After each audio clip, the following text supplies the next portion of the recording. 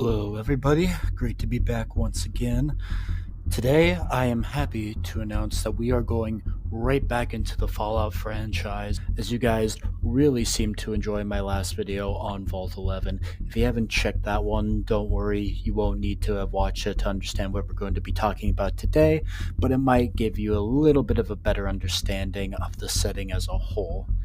Now, today, we are not talking about any of the other vaults. Instead, we are talking about the tragic events that happen to a person that undergoes too much radiation exposure in the Fallout universe, and that is ghoulification. Now, what exactly is ghoulification? As I said, is what happens to a person if they undergo too much exposure to radiation. Now, this process can take anywhere from just a few hours to an entire year, as it depends on the level of exposure that you get. Now, what happens when you become a ghoul, when you undergo ghoulification, is that your skin starts to thin and then peel off. Your nose falls off, and so do your ears. Your hair also eventually falls out. You undergo a state of living necrosis, as the radiation tears apart your body, but also keeps you from fully dying. When the ghoulification process is fully completed, you barely represent what looks like a normal person anymore. Sure, you have your arms and your legs, hopefully, and you can still speak as well, hopefully, but as I've stated, your skin has exposed muscles all throughout it. You have little to no hair. You have lost your sense of smell as your nose has fully fallen off, and your hearing has also most likely been damaged, as well as your vocal cords, as you now have this deep, guttural, raspy voice that makes you sound more like something out of the living dead than an actual full-blown human being. Now, it's not technically all hardship, as becoming a ghoul does come with a few benefits. For example, due to the radiation ripping its way through your body and making your overall body functions a bit slower than normal, the amount of drugs or alcohol it takes for somebody to feel anything is doubled the required amount than it would for a normal person.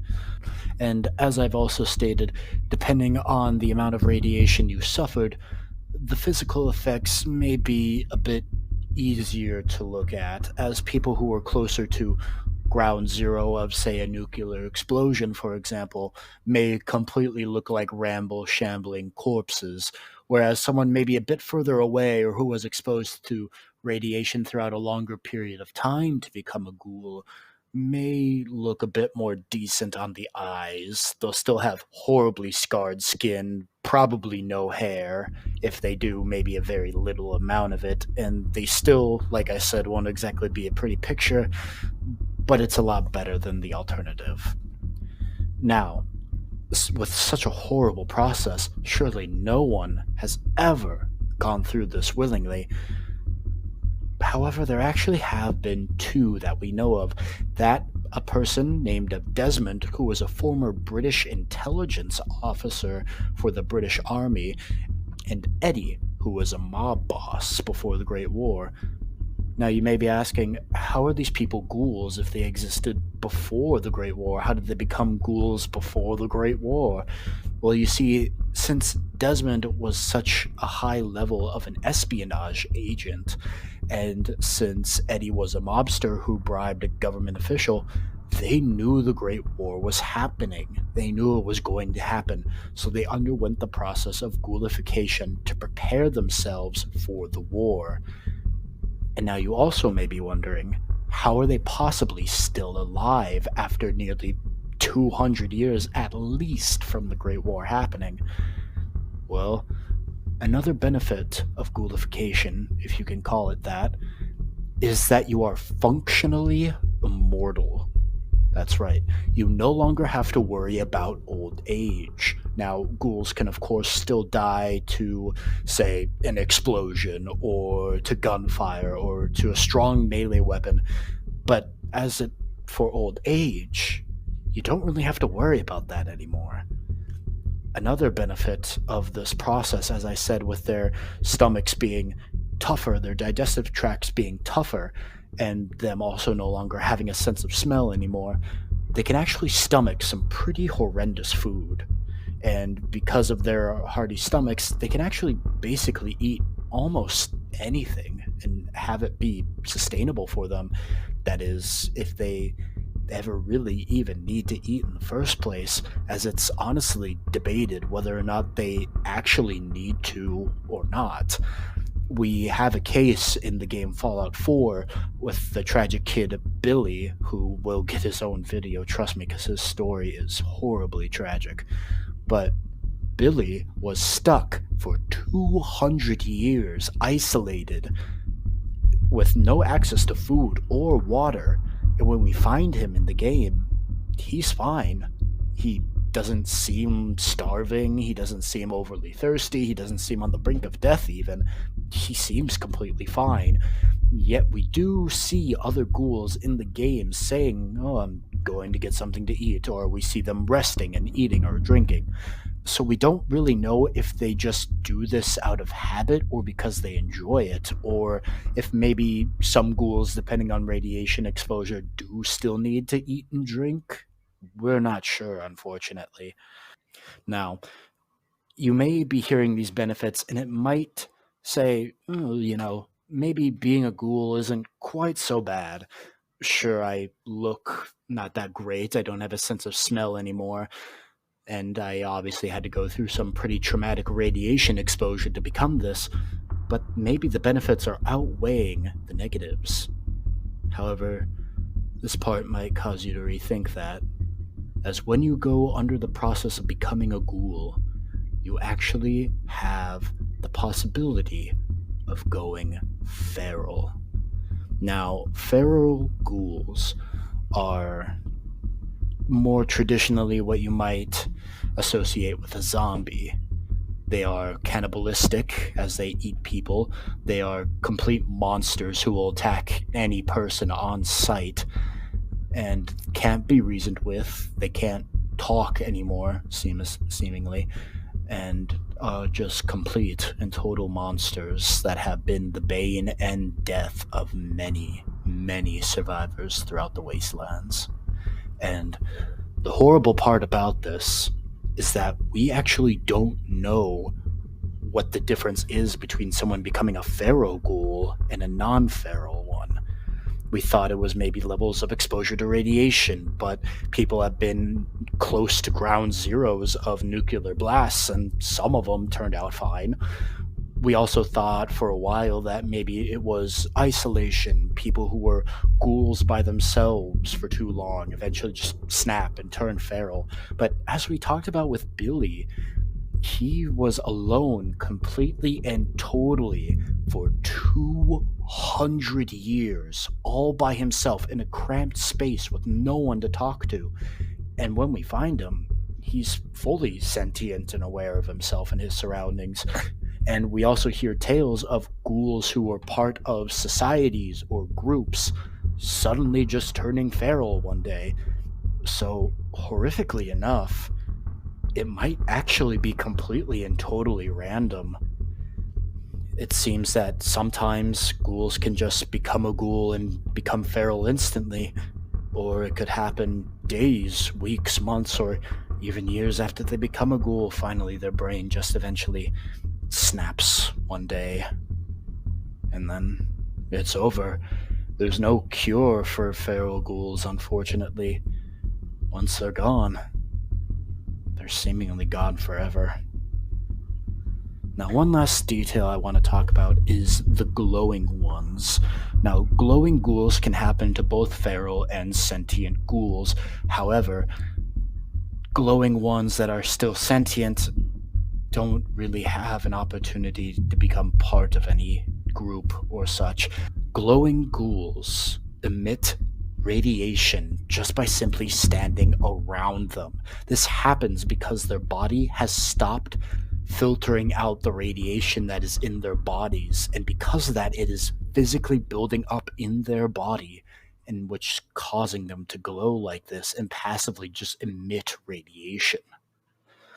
Ghouls also, unfortunately, can face a lot of discrimination as people don't trust them as they could become feral, or they just simply don't like looking at them, or just obviously because of their appearances. But it isn't the case everywhere, as there are societies that do still welcome ghouls with open arms and don't care.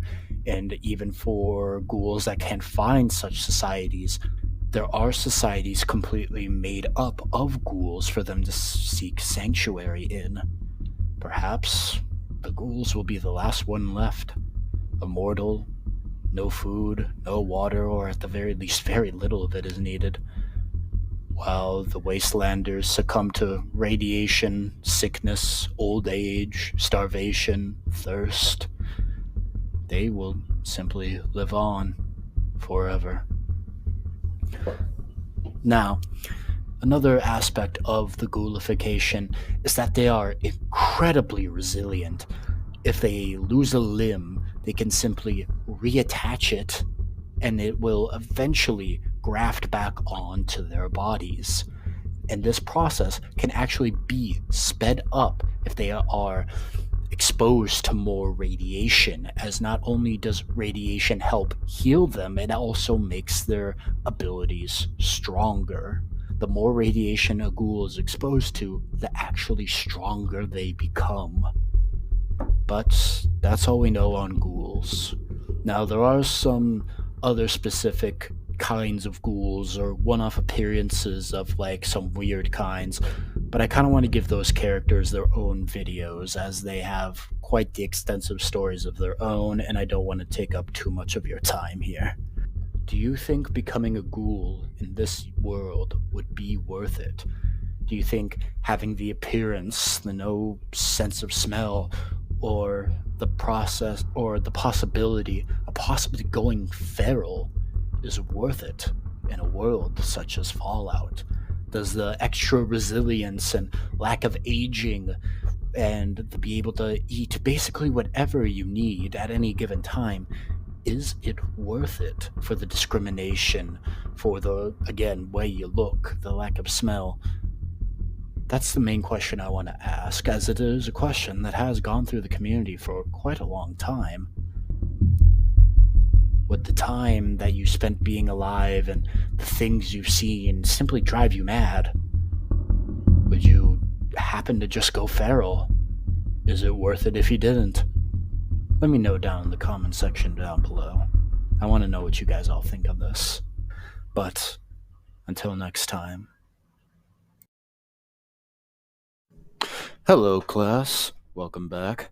Sorry this lecture took so long to come out. I recorded this whole thing, was ready for it to go out into editing process, and then it got deleted by mistake. So, sorry about that delay. But without further ado, let's get into today's topic.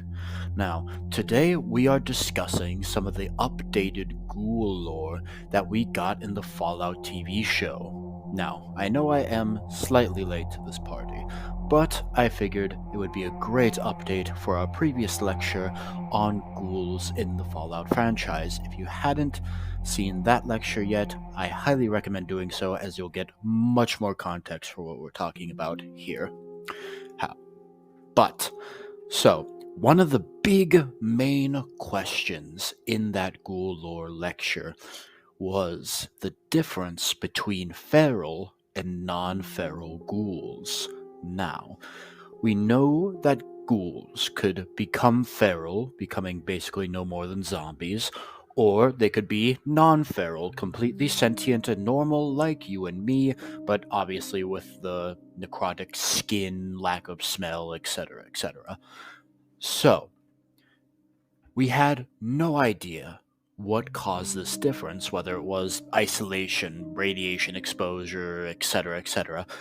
But the Fallout show finally gave us an answer. And it is revealed that a drug that the ghouls can take via an inhaler is what keeps them from going feral. It keeps them sane. It lets them hold on to their humanity while having both the benefits and drawbacks of being a ghoul. Now, we can see this with the main ghoul character, we can see this with his friend that eventually succumbs to being a feral ghoul, and we can also see it tragically with some other ghoul characters that the main character rescues. Now, personally, I really like this as it answers a long question that we have all had on how ghouls can either be feral or non feral, because for the longest time, ever since the introduction of the series, we've gotten nothing. As I said in a previous lecture, there was always theories, but no concrete definitive answer.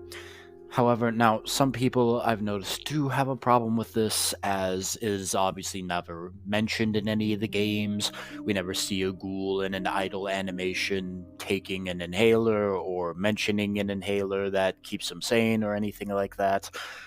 But personally, I don't mind it all that much, and I think it's a great addition to the lore that answers a long old question that beforehand kind of was just never addressed or talked about or mentioned or even really brought up. To my knowledge, there isn't even any dialogue options in any of the games where your character can ask, hey, what's the difference? Or how does this happen? Or anything like that. So it's just kind of a nice little addition for me personally that I very much enjoy. But back into how it works. So, as we can see, ghouls can purchase these drugs, for lack of a better term, and they put them into an inhaler, and they take the inhaler ever so often in order to keep themselves sane and non feral. We can actually see in the show what it's like when a ghoul starts to go feral. At first, they seem to just kind of get physically weaker, a bit more tired more easily.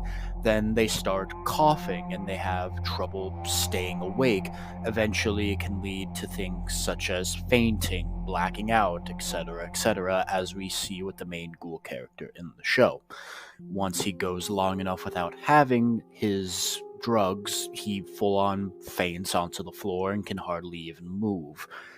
Beyond that, we can see that you kind of start to lose your sanity.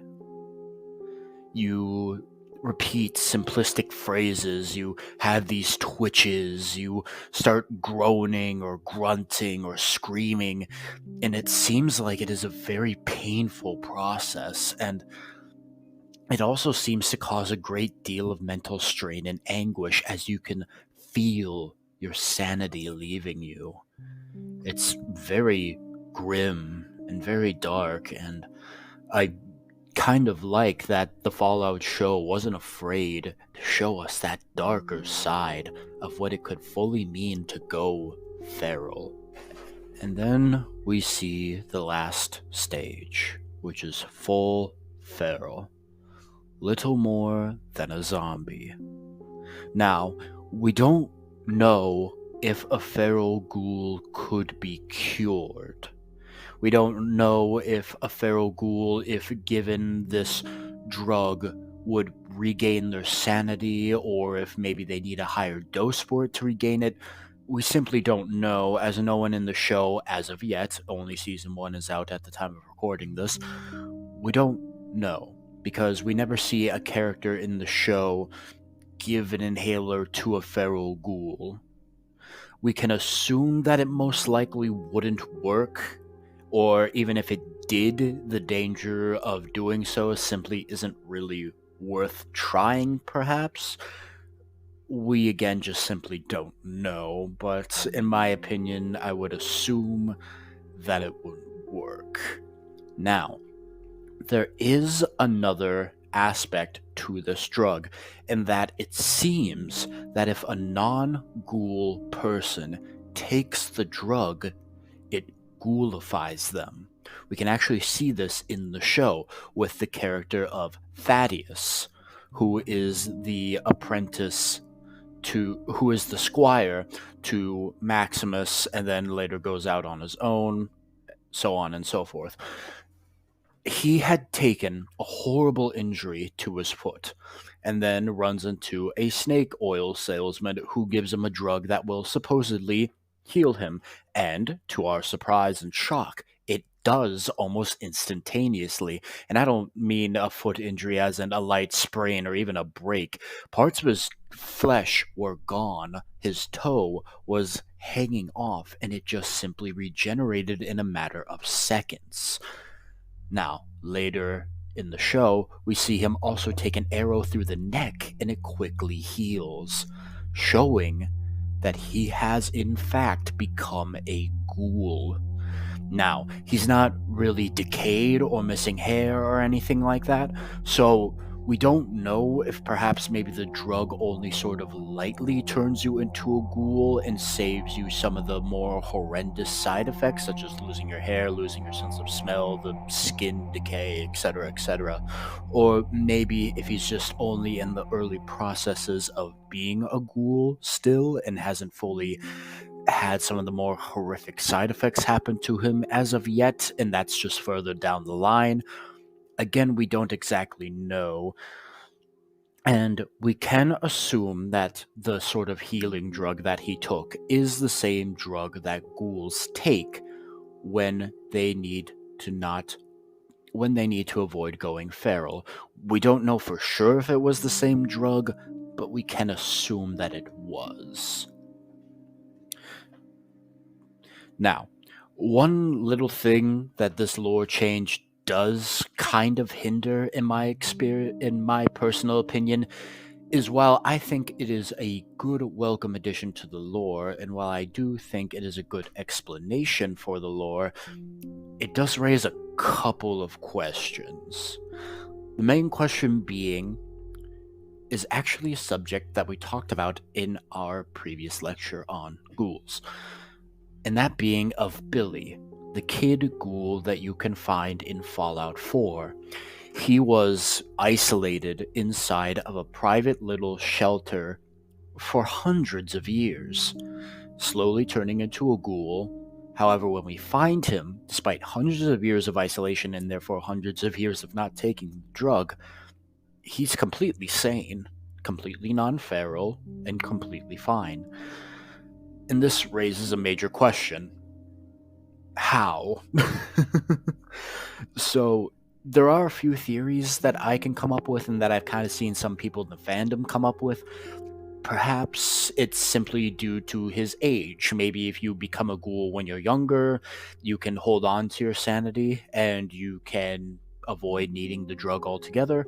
Perhaps it's still a level of radiation exposure. Maybe only if you're very highly irradiated, you need to take the drug in order to avoid going insane. But if you only become a ghoul slowly through casual radiation or less high doses of radiation, maybe you don't need the drug. Maybe your body can sort of still naturally fight it off on its own. Again, we unfortunately don't really know. Perhaps this just makes this quest entirely, completely uncanon now. Maybe it's completely retconned or something. We'll maybe find out in season 2 of the show. Perhaps they'll reveal something that explains this. But that is all the updated ghoul lore that we have for now. If season 2 ever updates any knowledge about ghouls for us, or perhaps if another game updates our knowledge of ghouls, I'll be sure to make another follow-up video to let you all know. But until next time.